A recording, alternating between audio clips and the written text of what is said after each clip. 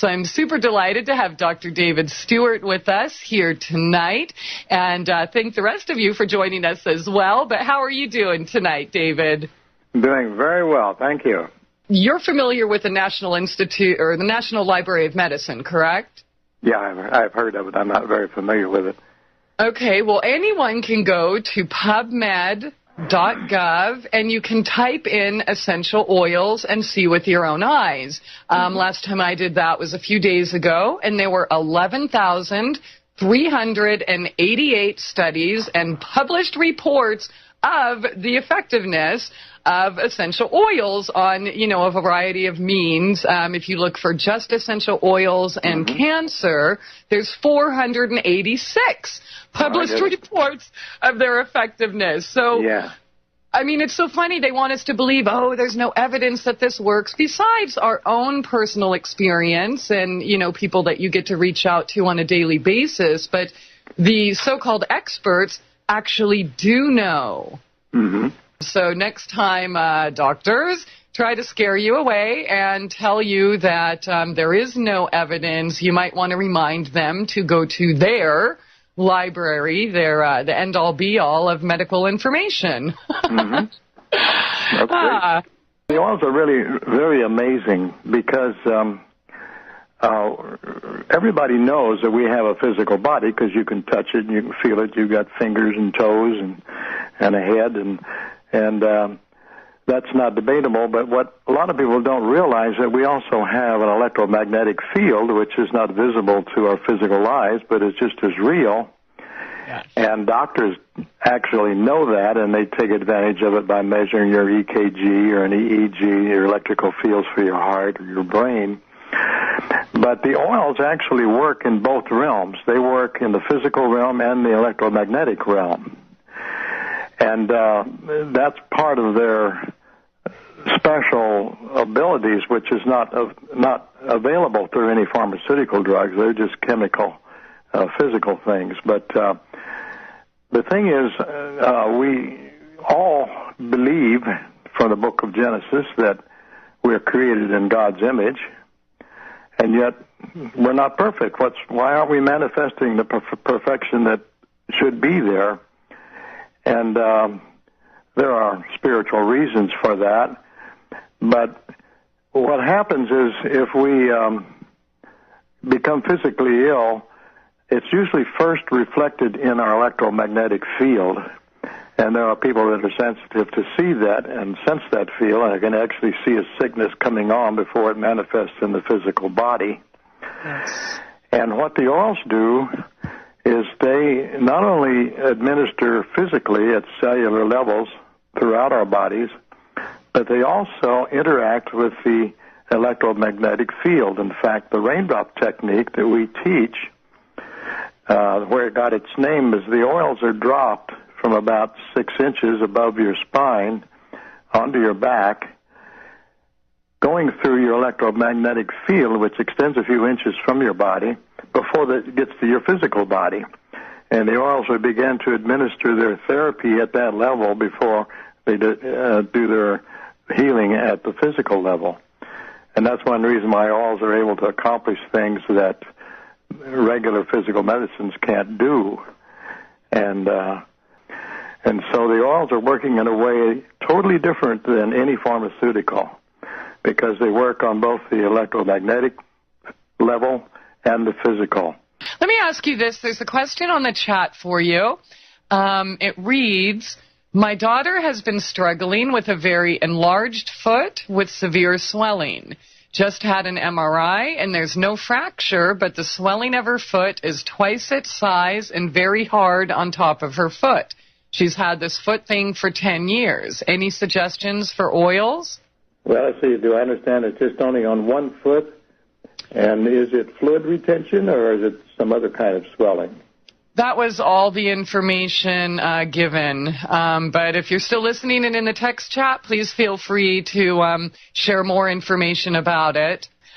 We did get a little bit more information from the one asking asking about the enlarged foot, and it was for her daughter. She says that it's only her right foot. It came on at age 17 when she fractured her second metatarsal on her toes. It was not properly taken care of at that time. It gets bigger and more swelling on long rides, plane rides, etc. What raindrop oils would you use for her? Well, I would suggest maybe an oil like cypress oil, which stimulates circulation, and that could help drain any excess fluids out of the foot, and I would be massaging that upwards from the foot and up the calf of the leg, getting the fluids to go back up through the lymphatic system and back where they belong. That's the oil I would suggest, and you might try that and see if that helps. Okay, so cypress oil. Okay. Let's see. Someone else is asking, what would you recommend for lymph flow and blockages? For lymphatic flow? Uh-huh. Well, cypress, the oil I just named, is excellent for that. Mm-hmm. Cypress particularly addresses the lymphatic system and the cardiovascular system, and it actually stimulates white corpuscle growth as well, so that people that are on chemotherapy can breathe cypress oil and maybe take capsules of it during and following chemo to help restore the damage the chemo has done to their white blood cells. Mm-hmm. Okay. All right. Now, when we're talking about oils here, I know a common teaching is that we are not to take them internally and we are not supposed to use them neat or directly on our skin. And, well, I definitely don't follow those rules, and it doesn't sound like you're following those rules exactly either. So what is the truth about that? Well, the difference is in the quality of oils that you're using. If you buy oils from a source that you really don't know about that source, or from a retail outlet, or they're inexpensive oils, they probably aren't pure, they probably weren't distilled properly, they don't have the proper balance of constituents, they may contain adulterants and who knows what. And those kinds of oils you probably should avoid. You shouldn't take them internally. They may be all right for a massage if you dilute them with a massage oil. But we use only the oils from one company where I visited their distilleries, and I have been to their farms, and I know the owner, and they are very pure, and they're totally safe to take internally, rub on your skin, let them be absorbed in the tissues of your mouth. Any way you want to take the oils is safe. And we've been doing it now for more than 12 years. And I've seen only good results with them. Yeah. So you just have to be careful. For example, that we were talking earlier about gangrene and using lavender oil. You have to be sure you have a good therapeutic grade of lavender, and that's one of the most corrupted oils. Because it's popular, a lot of companies sell what they call lavender, and it's not even the same species. It's lavandin, which is a plant that grows. It's related to the lavender plant, and most of the constituents in lavandin oil are the same as in lavender, except that it also contains camphor, which doesn't exist at all in lavender oil. And they'll grow lavandin, which they can get 4 times as many liters of oil from an acre of lavandin than they can get lavender, and then they take it to the chem lab and try to remove all the camphor that they can and sell it for lavender. But that oil will not heal a burn, and it won't heal gangrene.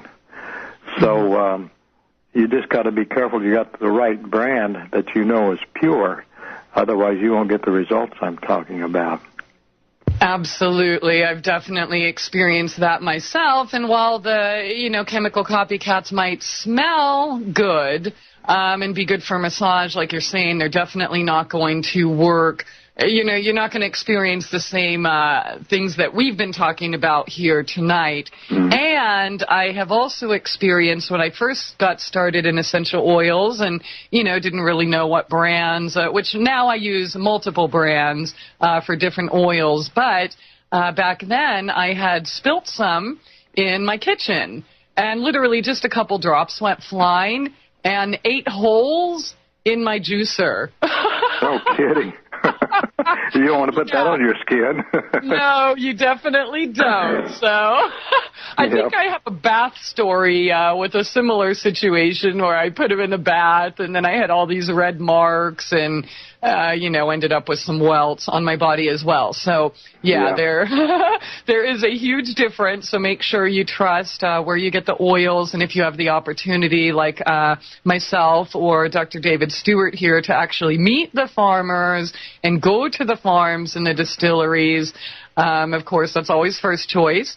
But there are many brands out there that, are putting good products out there. So just be mindful and don't be afraid to ask questions.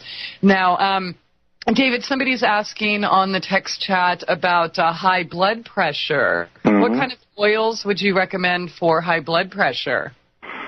Well, you can take cypress oil and rub that on your heart. You can take ylang-ylang oil and then rub that gently on the carotid arteries in your neck. You can also take, there's a blend of oils that Young Living has called Aroma Life, which contains some of the oils I just named, but it's a blend especially for addressing the heart and cardiovascular. And you can rub that on the heart reflex point on their left hand, which is just below the ring finger on the first line in your hand that you encounter when you go below that ring finger. And we used to use a demonstration in our care classes where we'd say, okay, who's got the highest blood pressure? And somebody'd raise their hand. We'd actually measure the blood pressure, and then we would take the ylang-ylang and put it on their neck and the Aroma Life and the cypress, and they could rub that on their heart area. And then somebody would be putting it on the reflex point on the left hand. And then 20 minutes later, we'd take their blood pressure again, and it'd be back down to normal. Ah, okay, just like that. Ling-lang, cypress, and what else did you mention for that? Well, Aroma Life, that's a Young Living brand that they have. It's a blend that's specifically formulated for administering to the heart and the cardiovascular system. It's Aroma Life, it's called. And you can even have, if you're having chest pains, you can just hurriedly put some Aroma Life on your chest or even just cypress oil, and those pains will go away within a minute or two. Okay. All right. Now, let me ask you this. A really good point came up in the chat. I'd like to hear your thoughts on this. This was in reference to the essential oil that ate holes in my juicer. And she said that plastic is made from crude oil. So maybe a more aggressive essential oil can do that to plastic while not harming human cells. What are your thoughts on that? Well, there may be some truth to that. For example, we use a wintergreen oil that's perfectly pure and therapeutic, and we put it directly on the skin because it administers to the bones and joints. It's one of the raindrop oils. But it'll eat fingernail polish right off of your fingers, and it will affect plastic. It won't affect Teflon, but it will affect plastic. But it won't. But you can take it internally. I've taken capsules of it and put it on my skin and breathe it. It's okay for a human. But that she might be right. There are certain plastics that some of the oils will dissolve. Yeah, okay, that is a really good point. So thanks for bringing that up, and maybe I'll try using that oil again. Yeah, it's not a bad oil necessarily. It just may be that it's the wrong oil for that application. Yeah. Okay, so let's see. Here's a few more questions here. There's one. It reads, my old man has a tumoral calcinosis. It's a possible cyst that turned into calcification. He's got to get it removed eventually, but is there anything he can try to make the body absorb it properly or have the skin reject it like you see with tumors using black salve?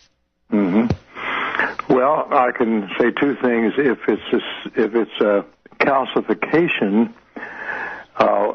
like in a joint or a bone spur or something like that, the best oil that we have is a blend called RC.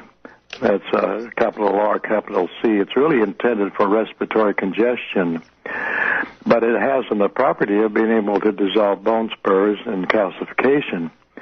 I had a calcified shoulder a few years ago, and I couldn't lift my arm up above my head, and I could hardly get dressed and put a shirt on. And so I applied that oil on my shoulder every day for a couple of months. It was not a really fast procedure, but after about 2 months, the calcification totally disappeared. That was about 3 or 4 years ago, and it never came back.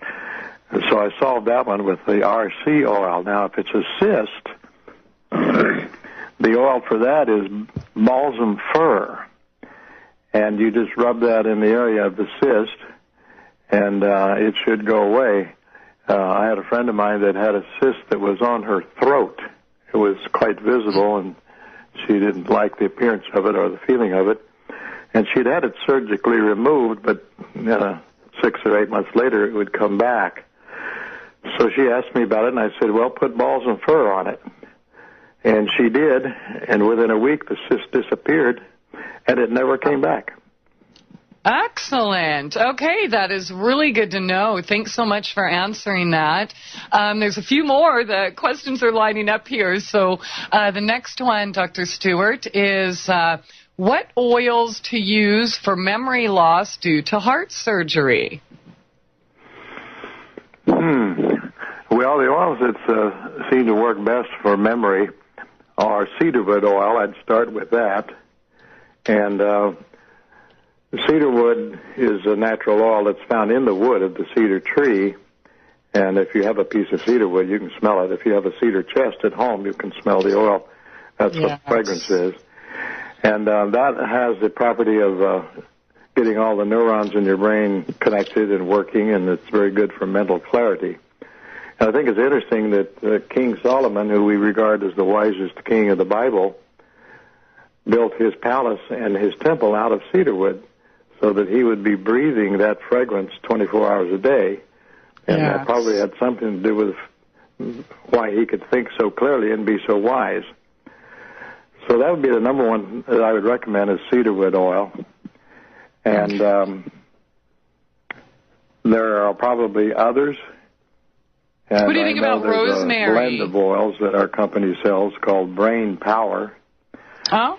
And it's got cedarwood, but several other oils in it.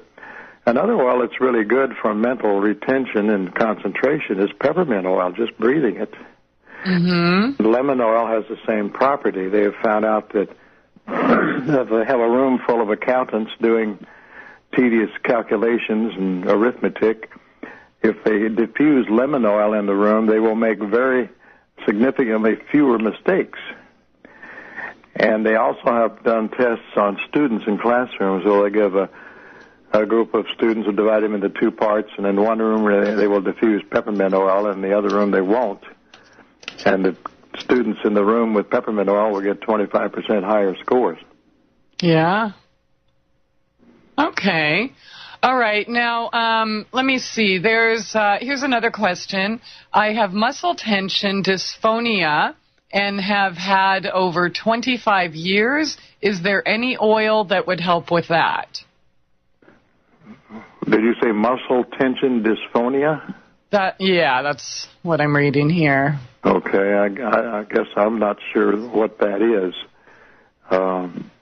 Is it something involved with his hearing? Is that what he's saying? I don't know how to answer the question because I don't really understand what he's asking for. Yeah, there maybe there was a typo or something in there. So let's see. I'll return in the chat. Can you rephrase your question, please? Okay, so we'll get back to that. In the meantime, here's another one. What about a cervical disc that's pushing on the spine? I have opted out of fusion for 5 years, but my arms are becoming unusable. My disc is protruding out, hitting my spine like it's squeezing.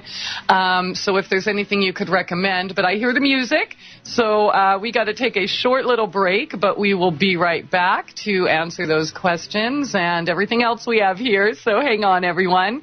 All right, welcome back, and thanks again for joining us here tonight with Dr. David Stewart. He is an author of 17 books, and we are talking about the healing power of essential oils tonight. For more information about David and everything he does, you can go to raindroptraining.com or carepublications.net, and be sure to check the calendar for seminars and training events. I did get more information on the dysphonia question, but if you heard, I guess we'll just finish up the one I asked you before break and then get back to that. So which was it? Okay, about the cervical disc that's pushing on her spine. Do you have any suggestions for that? Well, the best thing I know for that is a raindrop session. That takes about an hour and involves 9 different oils. And people with those kind of back problems who can receive that raindrop, in her case, I would say she might need it once a week for a while. She might see miraculous results. I know many people that have, and I actually am one of them. I had a back problem, not quite like hers, but I had suffered back pain every day for 43 years from an injury that I had way back in 1956. And I received the raindrop technique in September of 1999. First time I'd ever received it, my wife administered it to me. And my back pain completely disappeared, and my back was healed instantly, and it's been that way now for more than 12 years. Ah, okay. And so we can find a raindrop therapist or practitioner on your website, right? Yeah, there's a list there called Care-Approved Raindrop Facilitators. Those are people that we've trained, and then later they came back and took a test where we observed them doing raindrop and everything, and they are doing it correctly, and they know what they're doing. So everybody on that list is somebody that we have tested and trained. Okay, all right, and you can find that on raindroptraining.com, yes. And I got the link, and I'm posting it here in the text chat. So, okay, thank you for that. Now, getting back to that dysphonia, that was something new to me as well. But apparently, it's an impairment in the ability to produce voice sounds using the vocal organs, according to my little tiny search I did online during the break. And she followed up saying that, yes, it affects the voice. It squeezes muscles in the throat, including her vocal cords. She said she got Botox injections into vocal cords for years and had her last injection 2 weeks ago. Her voice sounds strangled and strained all the time. That's a tough one. Mm-hmm. Well, there are certain oils that you can rub on your throat that will help with voice matters. Singers do it, and oils like hyssop oil is one of them. And let's see, another oil would be cypress oil. And you could even try helichrysum oil. And I just put it on the throat. And very often that can take care of problems like that, where people kind of lose their voice. Okay. All right. That sounds, I'm not sure, I'm going to do some more research into that myself. Is Botox really safe? That could be, I found often it's not what we need to add to our diet, or, it's what we need to take away. So that might be a consideration for that listener. So here's another question for you, Dr. Stewart. Are there any oils that would work well for a type of seizure, say the kind when you have memory lapses and are unaware of what's going on around you? Well, you might use the brain oils like cedarwood peppermint and lemon oil for that, just breathing them and maybe even rubbing them. And you can rub frankincense on your scalp. You can do that with cedar wood. But if you rub Valor oil, that's a blend that we have. It's got spruce and frankincense and rosewood in it. And rubbing that at the base of the skull, back at the back of your head, in that low place there in the center of your skull, and massaging that back there can even stop a seizure once it begins. And it's a very balancing oil and gets you all your system all back the way it should be. And so I would say applying Valor oil would be a good thing. Let me ask you this. Somebody on the chat was asking about what oils would you use for glaucoma?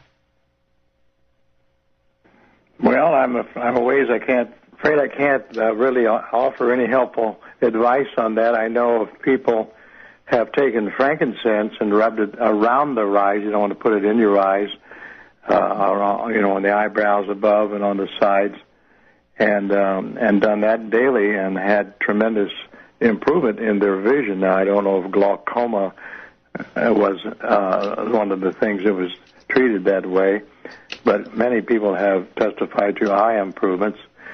And then there's a juice that we drink. It comes from the ninja wolfberries that are native to China, and we drink that juice, also known as goji berries. And numerous people have testified that drinking that every day has improved their eyesight. I know in my case I drink it every day, and I had an eye test about a year ago, and I hadn't had one for 3 years before that. And the eye doctor looked at me and he said, "You know what? The back of your eye is really healthy. It's healthier now than it was 3 years ago. What are you doing?" So. Wow. Okay, excellent. And I do just want to say this, from my personal experience with eye issues,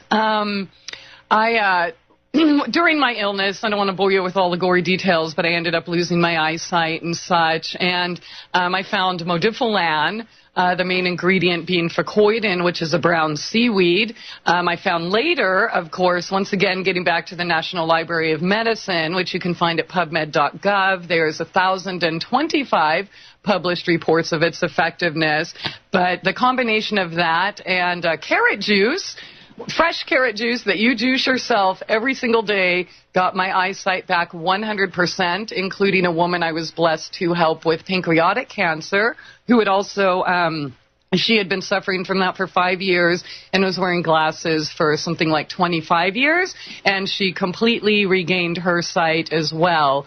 Using the same protocol, the juicing and the Modifilan. So just kind of want to throw that out there. There's probably many choices that we can use, but for now, my experience is Modifilan and carrot juice, and it worked for me. So here's another one on the chat. Dr. Stewart, it says, what are good oils for someone on dialysis for 10 years? Are there any precautions and any good oils from removing trauma from the kidneys?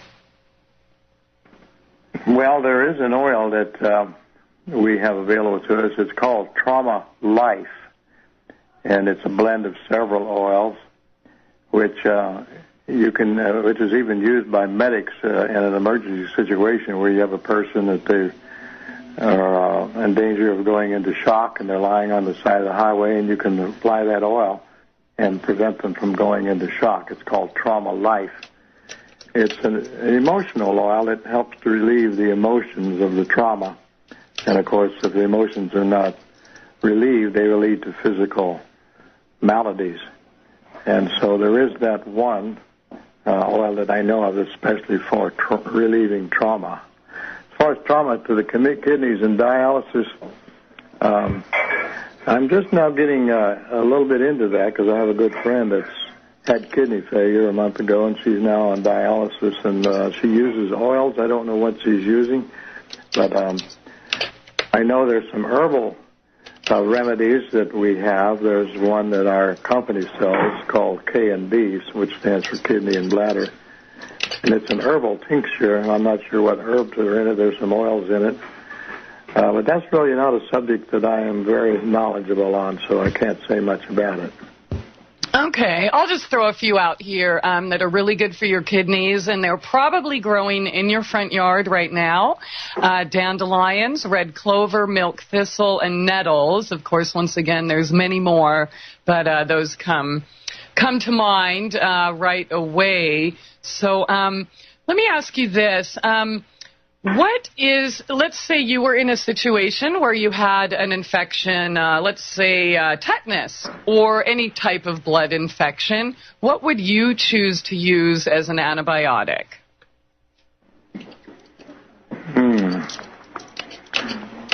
Well, one of the best all-around oils that we use for that purpose is a blend of 5 oils. It's got lemon, clove, cinnamon, eucalyptus, and rosemary in it. And the company name is Thieves for that particular blend of oils. And if you're looking for antibiotic properties, that's the oil that we use first of all. It's available in cough drops. It's available as a mouthwash. It's available as a throat spray. And I've used it in all of those forms, and I always travel with the oil and the lozenges when I'm going in other countries around the world. It's easy to pick up a bug whenever you're changing time zones and flying across the international day line, and your schedule gets all out of whack. And so just by carrying that oil and various products containing it, I can stay healthy.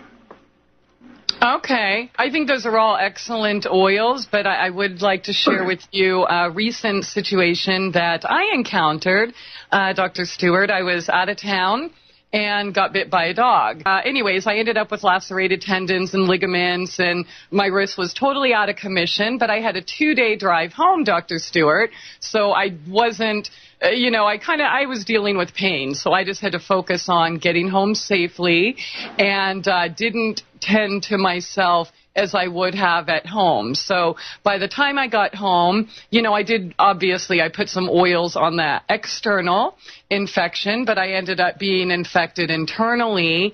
Doctors told me that, you have tetanus, you need to get this tetanus and diphtheria and some other shot, and wanted to give me their antibiotics and painkillers and, of course, surgery, which, I only went, people were worried about me, and honestly, I wanted to know exactly what it was that I was going to be healing from. So I chose to heal myself with only essential oils, and I did have the symptoms of tetanus. I had lockjaw.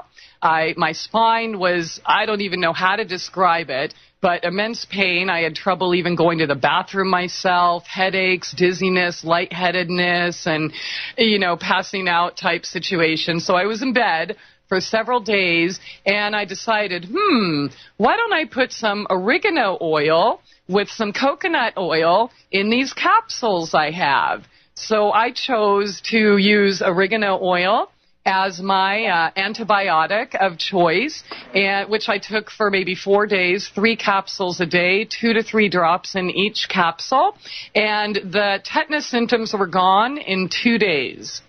Wow, that's wonderful.